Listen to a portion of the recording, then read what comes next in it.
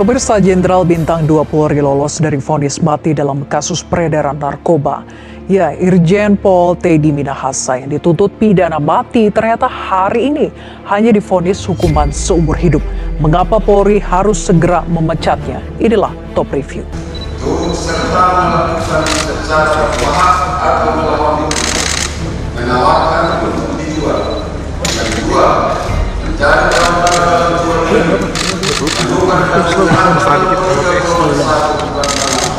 yang beratnya lebih dari 5 tahun. 2. Menjatuhkan pidana terhadap terdakwa oleh karena itu dengan pidana penjara seumur hidup. Narkoba ini masalah yang serius. Lebih-lebih kalau sudah bicara penjualan narkoba ya. Karena apa? Ini yang menjadi korban adalah anak cucu kita, generasi muda kita. Dan biaya untuk rehab itu tinggi sekali. Bayangkan kondisi saat ini sekitar 4 juta penyalahguna, itu nasibnya tidak jelas. Karena apa? Kemampuan rehab kita masih minim sekali.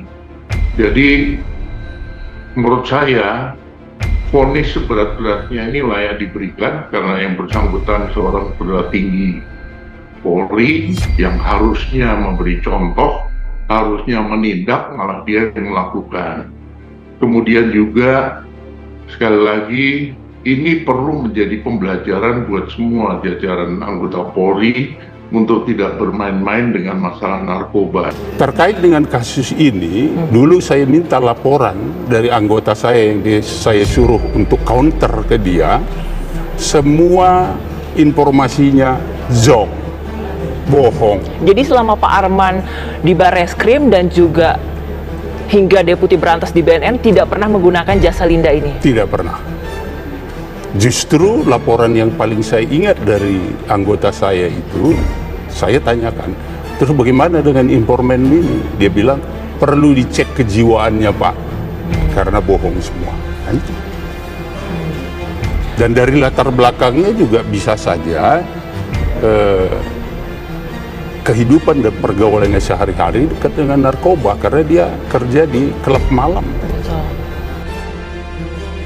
Teddy Minahasa senyum lebar lolos hukuman mati kasus peredaran sabu, Hotman Paris cengar-cengir. Di ANGKAPOS.com, mantan Kapolda Sumatera Barat Irjen Teddy Minahasa tampak tersenyum lembar setelah lolos dari hukuman mati dalam kasus peredaran sabu yang menjeratnya. Ia lalu menyalami Hotman Paris yang tampak cengar-cengir. Momen senyum lebar Teddy Minahasa dan Hotman Paris cengar-cengir ini terlihat setelah majelis hakim menutup sidang pembacaan putusan di Pengadilan Negeri PN, Jakarta Barat. Adapun Teddy divonis pidana penjara seumur hidup atas keterlibatannya dalam pusaran peredaran narkoba. Berdasarkan pantauan Kompas.com, mulanya Teddy Minahasa bangun dari kursi terdakwa setelah sidang ditutup. Ia lalu menghampiri tim kuasa hukumnya. Dia menyalami Hotman Paris Hutapea selaku penasehat hukum terlebih dahulu. Satu persatu penasihat hukumnya ikut disalami oleh Teddy. Beberapa saat kemudian, awak media yang berada di ruang sidang terdengar memanggil nama Teddy Minahasa untuk bertanya terkait tanggapannya atas vonis majelis hakim. "Pak Teddy, boleh tanggapannya sedikit, Pak Teddy?" ujar salah satu awak media. Teddy lalu melambaikan tangannya. Dia melepas masker berwarna biru tua yang dikenakan lalu tampak berbincang dengan Hotman Paris Hutapea. Selain itu, Teddy Minahasa juga tampak cengar-cengir ketika menoleh ke arah awak media. Saat diminta untuk menanggapi vonis hakim, dia mengisyaratkan agar awak media bertanya kepada tim penasihat hukumnya. "Dengerin, barusan diperintahkan Teddy Minahasa banding karena putusan hakim copy paste surat dakwaan jaksa dan repliknya," kata Hotman Paris membeberkan perbincangannya dengan Teddy.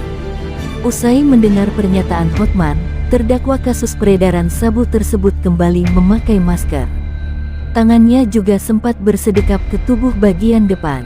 Dia lalu meninggalkan ruang persidangan dengan berjalan santai sambil melambaikan tangan. Sebelumnya, Teddy Minahasa divonis hukuman pidana penjara seumur hidup oleh majelis hakim. Menjatuhkan pidana terhadap terdakwa dengan pidana penjara seumur hidup. Memerintahkan terdakwa tetap dalam tahanan, kata Hakim John Sarman Saragi.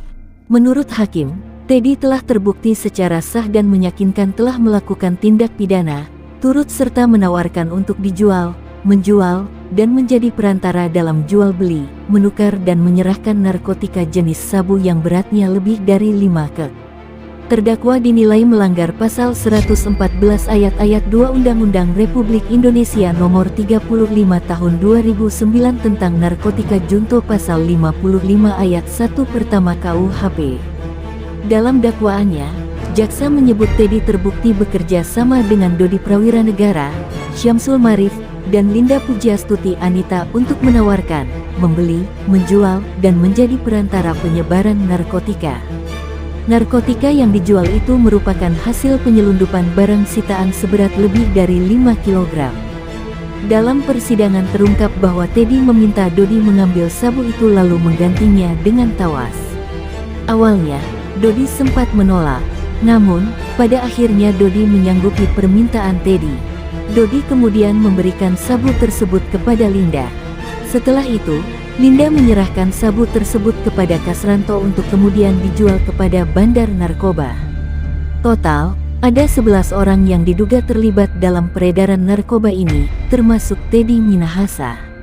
Sementara itu, 10 orang lainnya adalah Hendra, Ariel Firmansyah, Aibda Ahmad Darmawan, Mai Siska, Kompol Kasranto, Aibtu Janto Situmorang, Linda Pujiastuti, Syamsul Ma'arif, Muhammad Nasir, dan Dodi Prawiranegara.